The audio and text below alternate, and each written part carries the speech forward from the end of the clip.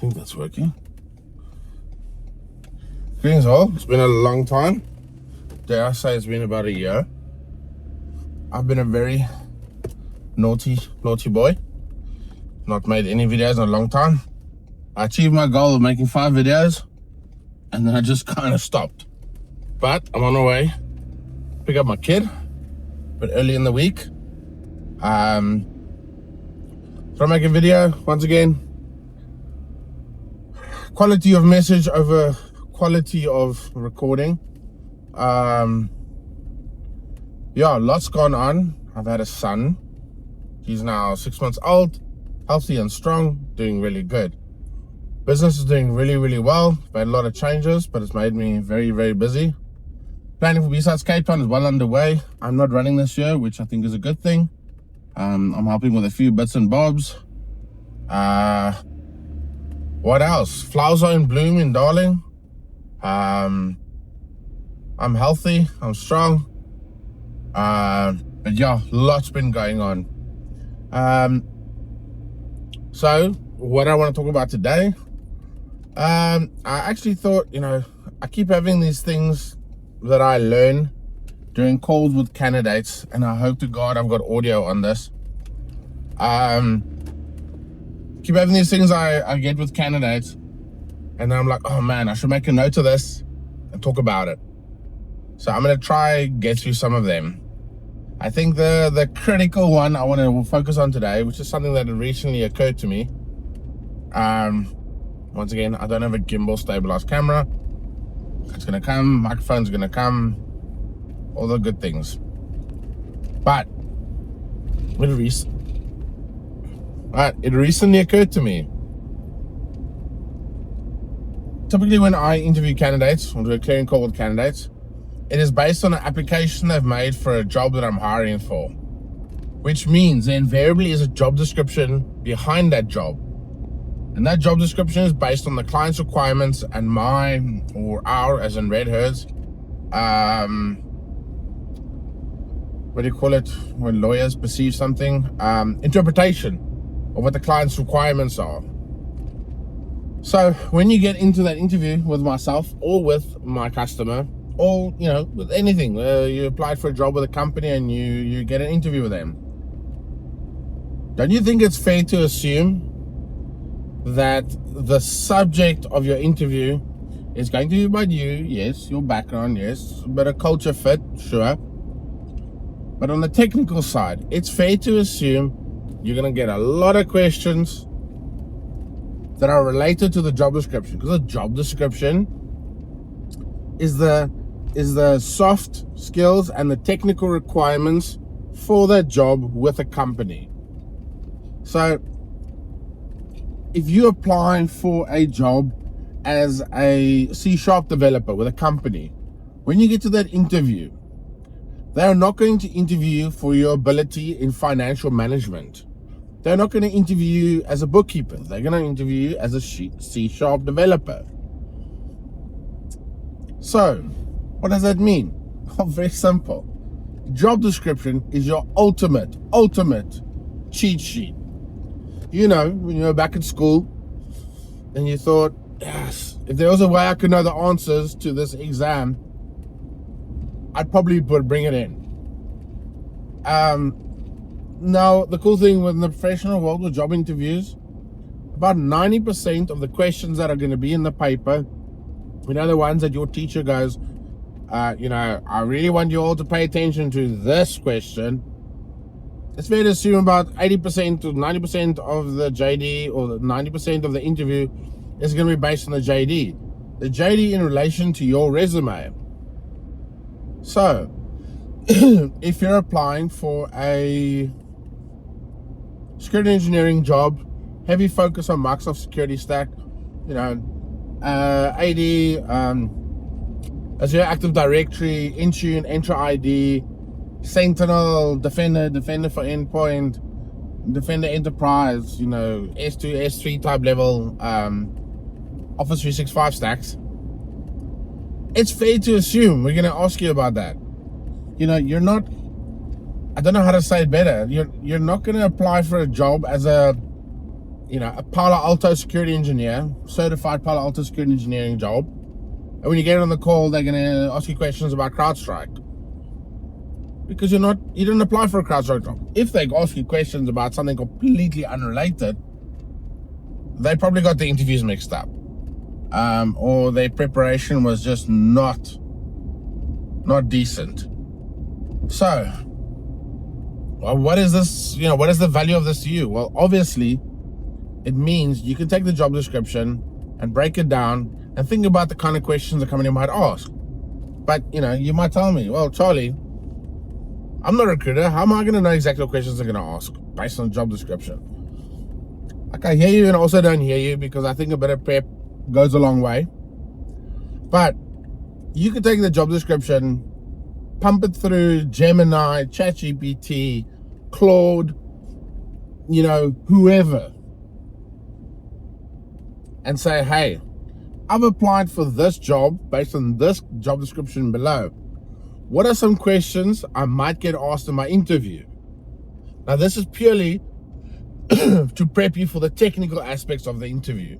I'm not going to get into, we might get into it, the sort of usual questions that might get asked in an interview that are unrelated to the technical aspects. But you can take a job description, pump it through prompt it through an generative AI model, and ask it what questions might be asked in an interview for this job. And that's great. It's going to give you a whole bunch of good stuff. I might actually do it later and maybe show you what it looks like. But even better, you take your resume, you take the job description, and maybe you take a bit of a scrape of the potential company's website. So, you can go on ChatGPT and go, hey, tell me everything you know about this company. You take your resume, you take that client company profile, you take the JD and you put it through a prompt and you say, this is my resume. I'm interviewing for this job at this company. What are some questions that might be asked? And how can I prepare best for this interview? And I'm telling you now, about 70 to 80% of the questions you're going to get asked in the interview are going to be related. Now, sure, you need to fit a job in order to interview well for a job based on the job description and your resume. But I always say, if you fit about 60% of a job and you take 75% of the must-haves, it's very much worth applying for the job. Now, if you have any of the nice-to-haves, you want to find opportunities to inject that information into your interview. So when you're in an interview, it's important not to be over chatty, and it's important not to be yes or no sir, i.e., so tell me about your experience with Palo Alto Cortex. Have you used it? Yes, I have. And then as a recruiter, I'm like, I need a bit more. And then I'll keep asking. So try, give as much information as you can in a reasonable sort of wrapped up answer. Don't go overboard. You can always answer the question and say, I hope that answers the question. Is there anything you'd like me to elaborate on? But you have everything you need in order to prepare well for an interview. And this is separate from what are your greatest weaknesses? What are your greatest strengths? Where do you see yourself in 5 years? Why us? That's all separate things you can prepare for, but it's fair to assume those questions are going to come up. Oh, I see you worked at this company for 2 years. Why did you leave? But take a job description, look at your resume, and find ways that you can answer questions. Now, when I say try inject or interject the nice to haves into your answers, what you can do is when you get asked a question and you know it relates to something you've done that is on the nice to have list on the job description, you'll answer your question, and you can also say, oh, and if I might add, I understand you have a sort of a ideal or desired requirement for this. I haven't done this, but related to that, I've got extensive experience with this. I've dabbled in a bit of this, and I'm currently doing a certification to cover that.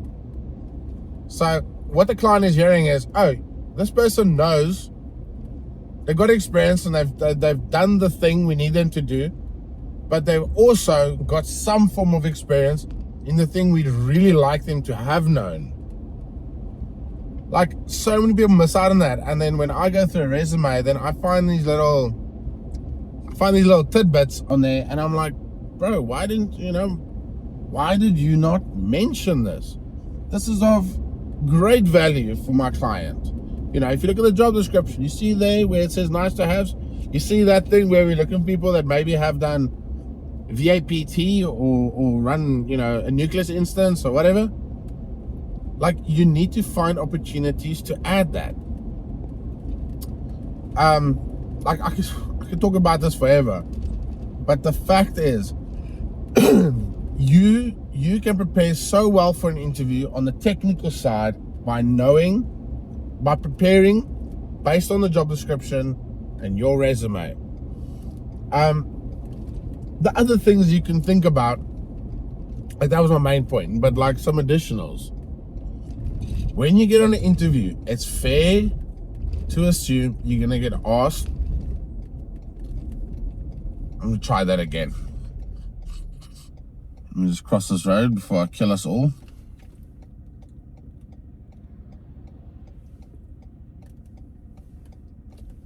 Oh, you're turning. Okay, I'm out here. So, when you're preparing for an interview, it's also important to prepare. Like, if you're a good talker, you can think less about this. If you're not a great talker and you don't think you sell yourself particularly well, because that's what you're doing in an interview, you're selling yourself, you're selling your wares. It's fair to assume a company's going to ask you, where do you see yourself in 5 years? It's fair to assume a company's going to ask you, you're currently working at X, why are you looking to leave? Oh, I can see you worked here 6 months. What happened there? Now, let's say you work in a very toxic work environment with a really bad manager, and it's not a fun place to work, right? You don't want to go in an interview and say, my boss is an asshole. My colleagues are this, my colleagues are that. I don't get overtime, I don't get this, I don't get that. You can say the exact same thing in a more interview PG way. So you can say something like, instead of saying it was an extremely toxic place to work, you can say, look, based on my values, we had a differing of culture, or the environment didn't really work for me. Even though you could have had the worst boss on earth, it adds no value to your interview to badmouth your ex-boss or your ex-employer or your ex-colleagues. It will not add value, but it will most certainly detract value. The other thing is, say now you work in a consulting space and maybe you only worked with the same 2 or 3 customers. Do yourself a favor, especially if you work for like a proper MSSP or pen testing company, don't disclose who the companies are. Like, that's like sensitive information for that pen test company. What you can say now you work for Acme Pentest.co.za and they pen test for Standard Bank and Investec. Would I mention Standard Bank and Investec? Probably not. Would I say I do significant work with some of the major banks in South Africa? Of course, because that gives some level of ambiguity, that gives some level of deniability. Now, if those customers treated you like garbage, like, I get that and it sucks, but you also need to, sounds horrible, you need to kind of build a bridge over it. And you can just say, like, let's say you work with three customers in the banking sector, and you've just found the way you work and the way you do things, I don't know, it just doesn't work well with banks. You and banks in the finance space don't work well together. You can very comfortably say, instead of saying, I don't want to work with banks, Like, I refuse to work with banks. You can say, look, I've worked with a lot of companies in the banking space, with banks, with fintech or whatever. I'd like to try some new things. Will this opportunity allow me to work with companies that are not in the banking space? You're gonna get a very different answer there, and you're gonna sound like someone that's done a few things and wants to explore new things. So you're a bit more, adventurous in the professional space. There's a lot of better ways to say something than just say, my boss was an arsehole. Also, when you start doing that and you talk about this current job you have and you go, oh, my boss this, my boss that, and then I go, okay. And then your previous job, oh yeah, no, the assistant manager, this, and I go, oh geez, all right. And the one before that, oh no, I left after 3 months because the team was toxic. Like, if you work for 4 companies and you've got a really bad thing to say about all of them, that starts telling me that you might be the problem. I'm not saying this is always the case. I'm not saying this is the gold standard. I'm not saying this is your truth. But if you badmouth every company you've worked for, it's fair to assume you are the problem. So it's important to be mindful of that. Now, how can you alleviate that? Is communicate the stuff in a more reasonable sort of interview manner. If you know there's something in your resume that maybe gets picked on, it's very important you figure out the language and the wording you want to use in explaining that bit. Like, if it's hard for you to communicate, like, write it down. Just sit in front of a mirror and tell the mirror why you left that company in a like an interview PG way. Because no one's interviewing you for charity. No one wants to.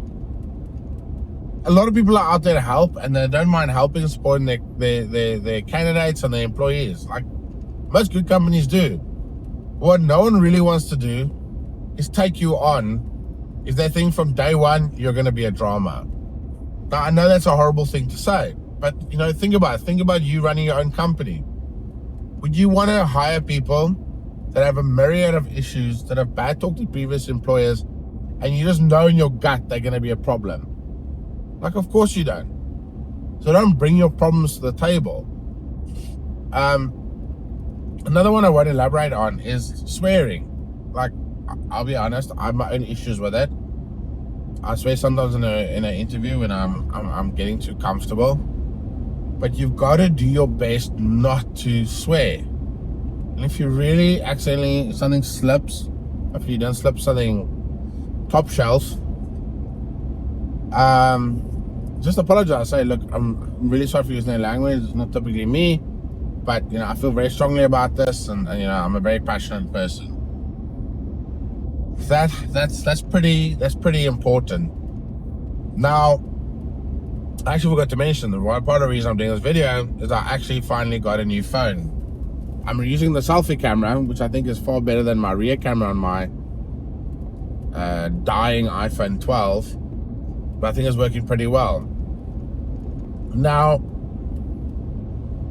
I don't really want to talk about resumes. I've been seeing a lot of people making the same mistakes on resumes. I don't really think it's worth going into it. But the one thing I will make a point about, and I've said this before, if you have a LinkedIn profile, which is a super good way to get noticed, to get people to reach out to you, to be on companies' radars, right? It's very good. A lot of times when us recruiters get an application and we see a LinkedIn URL, we'll typically click on that thing first. Why? Because everyone's LinkedIn is in roughly the same format. So we know what to expect, we know what we're looking at. But there's now, once again, I always talk about candidacy points. It's not going to add any points to your candidacy, but it's definitely going to detract from it. And it's going to consume unnecessary time in your interview on things that do not need to consume time.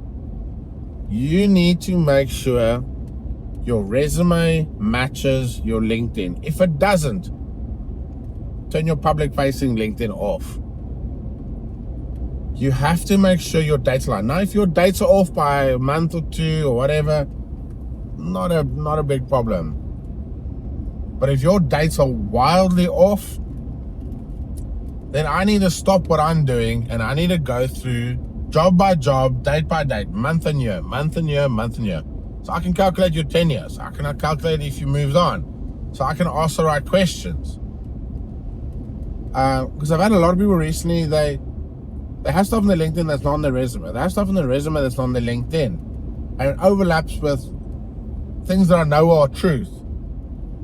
And then I had to spend 12, 15 minutes listing each job you had and confirming the months with you. It looks so unprepared. And instead of spending 30 minutes or 25 of my 30 minutes talking about you, hearing from you, I'm spending 10 minutes doing that and 10 to 15 minutes trying to ascertain your job cadence and where you moved and what happened. Also important to remember on your resume, it's your most recent experience to your oldest experience. The other day, I think it was this week, I opened someone's resume and the first job I saw was 2022, and merely my recruiter brain went, oh geez, this person hasn't worked in 4 years, which is not the truth. Because then I had a deeper look and then I realized they just had inverted their job experience. And make sure you get that right. Make sure your dates line up. Your resume needs to be more the truth than anything else. Or they what I call in AI, the single point of truth. Like, what is the ultimate truth? Should be your resume. Cool thing with a LinkedIn is, a LinkedIn you can elaborate more. You can be more Jack and Ori. And with your resume, it needs to be more refined. But yeah, I've had a lot of interviews recently for example, a technical support engineering role that I have that's very heavily focused on the Microsoft security stack. Now, I do feel like the job is more a security engineering job, like a platform security engineering job. I don't know.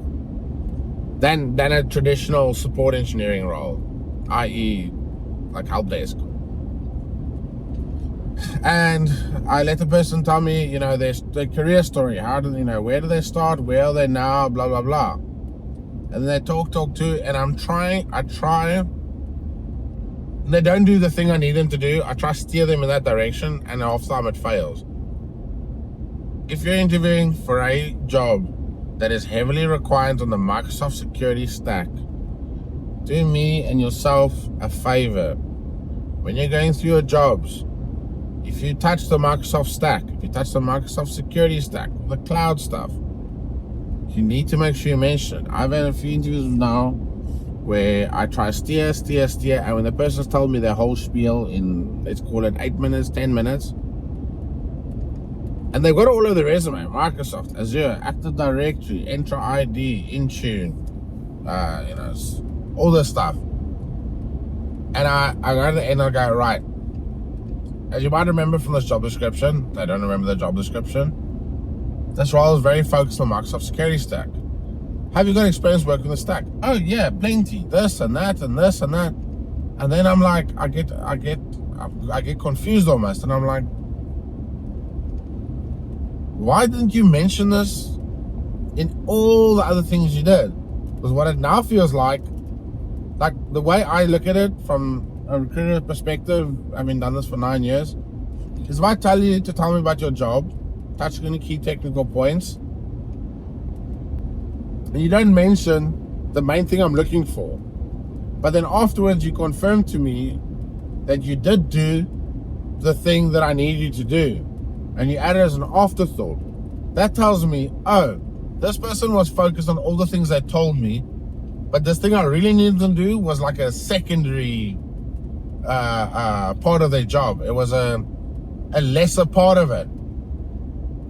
And then I'm struggling to sort of tie it all together. Because remember, it's important for me to understand the technical thing you did in relation to the job you had. So that includes the company you work for, what they do, their sort of reputation, and your job title and seniority. I've said it before, that it matters so much, because if you were an intern, you were just starting a career, you're an intern in a company and you managed not snortels, you managed the Office 365 and GPOs and Active Directory and whatnot as an intern, versus you being an operational security architect.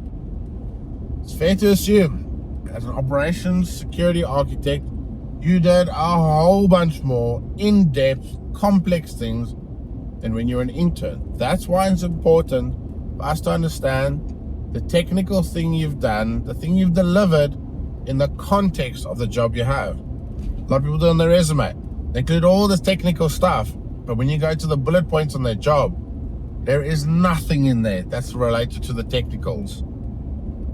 Then I need to go and I need to weave that technical stuff into your bullet points, into those jobs, and hope the customer reads that part. Like, all these things are paramount. There's another thing people are getting wrong in interviews, and I've mentioned it now already, but I'll elaborate it more. When you interview with a recruiter, typically you won't know who the customer is. If you've interviewed with a recruiter before, it's a very good possibility they are happy to tell you who the customer is before you interview with them, being the recruiter. Most recruiters will not tell you who the customer is before they speak to you. Why? Because we have a risk of circumvention. Now, if you have a good trusted customer, circumvention is not a problem. Customer will understand who you are, you've got a long relationship with them, and they'll go, oh, my bad, not a worry, they're definitely yours. I've had it before, but I reported circumvention, which was 100% malicious, and the customer said, you know what, Charlie, we love you, respect what you do. This is not acceptable. This is not, like, from a cultural perspective, this is not on. We're not going to entertain this candidate anymore. And then I go, look, man, don't worry about it. These things happen. Crack on. But customers see that as a really bad sort of culture thing. But I've had candidates over the last year or two. Well, I've had it since the start, where during my interview with them, if I think they fit the job and they fit it well, I will pitch them the customer. I'll mention the customer's name. I'll ask them if they've heard about them. If they have, I'll ask them if they've applied or interviewed there in the last year. If they haven't heard of them, it's typically fair to assume you haven't applied or interviewed there. I will then tell you about the customer, but it's just like it's not a family bucket. It's a 3-piece chicken nugget meal. It's a taster. What you need to do after that is you need to go do your own research. Now, am I saying go spend a month studying everything about this company? No. And you can pull a Jason E. Street when he does red teaming, physical red teaming. He will not go do days and days and hours worth of OSINT on that company before he hits them. I think he said something like he'll do like half an hour research about a specific company or a specific location. He'll do about half an hour before he hits it, because he wants to see if like the average person can get in. But you need to be prepared for that question. Okay, we are obviously this company. What can you tell us about us? Like, what do you know about us? Now, if this company is doing some very interesting things and they do consulting and they do this and that, or let's say the security product, like let's say you interviewed with, once again, I'm using Palo Alto and I'm not sponsored by them, but let's say you're interviewing with Palo Alto, and Palo Alto's recruiter says, or hiring manager says to you, what do you know about Palo Alto? And you go, I don't know, you're a security company, you do security. Like, you're going to get rejected so fast, because that's telling that company, you know what, screw you, you are not worth my time, you're not worth my effort, I couldn't give two you know what's about who you are. So this is now something that can both add points, and I've not talked a lot about adding candidacy points to your interviewing, but this is something that can significantly add points and also significantly detract points. I'm not telling you to give a company a thesis on who they are, but you need to be able to give them a bit of a run through who they are, where their offices are, key personalities maybe. Like, as I went prepared for an interview, and I went through every interviewee or interviewer. I mentioned to each one of them where they worked before this, how long they've been at the current company, where they studied, and like interesting facts I found about them. That's a bit intrusive. But you need to know the core of what a company does. Imagine now, like the level you need to do this is, imagine you get the job with a company and you work for them for a year, and you're at a conference and someone asks you, what do you do for a living? And you go, yeah. And then you go, the question comes, like, who do you work for? What do they do? What you would tell that friend about that company is what that company is expecting you to say in that initial interview. I've had candidates that interview with companies like Things Applied Research, and then Things will ask them, so what do you know about us? And then the person goes, you're a security company, you're a product. Nothing about deception technology, no talk about the honeypot technology and the history of it and things sort of approach to it. Nothing about the personalities, nothing about the founders, nothing about the journey, nothing about what they've done recently. Talks are given at conferences. Like, that's your answer. It's a one-liner. You're a security company. Big companies, especially like startups, they want to hire you. They're hiring you more for passion and skill, potential skill, than they are hiring you because it like makes money sense. They want you to want them. I had a customer in America that refused, and I used to fight it a bit, and then I sort of got it after a while. I had a customer that refused to make offers to candidates until that candidate expressed a hunger and a desire and an interest to join that company. The company said, look, what is the point in us playing a numbers game with this candidate? We'll pay them whatever they want. We do not want to go through a whole thing now, back and forth and countering or whatever, if this candidate's not even seriously interested in joining us. So like, remember that's pretty important. But yeah, I rambled through a few things now. Some people have said they like the car videos. I need to get a Rode mic. I actually have some finances to do that now, despite them being extremely expensive. I can't believe a single receiver and 2 microphones could cost 8,000 Rand, and it's about, I don't know, the size of a suppository. But I'm gonna get that. I'm not making any promises of other videos. I've been super bad at this, and I apologize. Once again, perfection became the thief of joy. I recall editing some of my videos and starting to learn I hated the sound of my own voice. And also I had huge audio problems, and I think I figured out why. I think the videos I was recording, I was using an app called Camo with my iPhone 12, and I think I was using like a low latency, or no, high latency, low threshold, whatever. I was using a substandard cable that wasn't pumping the data through enough, because I'd be talking and then it would cut off for 5 seconds. Or there'd be these like loud, sharp pitches, and it was a real mission to edit them out. Now, once again, is the audio for this going to be great? No, it's probably going to be shocking. But I'll see if I can fix it in post-production. But it should be far better, and the video should be far better than what I had in the past. Yeah, this is one video. Maybe I post a video next week, maybe next month, maybe in a year, maybe never again. Who knows? I want to just make it clear, like, I really want to help. There is so many things I want to talk about, but it's a case of you need to sit down and do it, and I don't, which is a problem. And I think it's ADHD, but the longer you procrastinate about something, the bigger the mountain of it becomes. I saw something the other day, like, it's an ADHD thing. I'm not blaming it. It's not an excuse. But I know with myself, the longer I put something off, the bigger of a burden it becomes. And I don't know why. I hadn't planned to do this now. I just got in the car and I was like, I done a bit of a test the other day with this phone and recording, and the audio wasn't great. And I was like, geez, Charlie, stop being an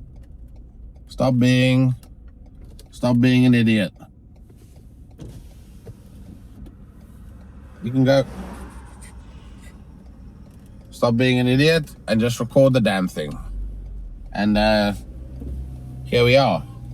I'm quickly going to the hardware store. I'm going to DevSecCon, buy some new baby bottles because my son has outgrown his current ones. The formula doesn't go through his old ones. And yeah, picking up the kid. Who knows? Maybe I'll make a video on the way home. I don't know. I know once again I've rambled a bit here, but I hope this is of value to you. Once again, I hope I will make more videos. I hope I will get better at this and improve on the quality. But once again, take it one video at a time. Thank you very much. If you like this is of value to you, please do share it with friends. Of course, welcome to subscribe and check out my other videos. All right, peace. Catch you later.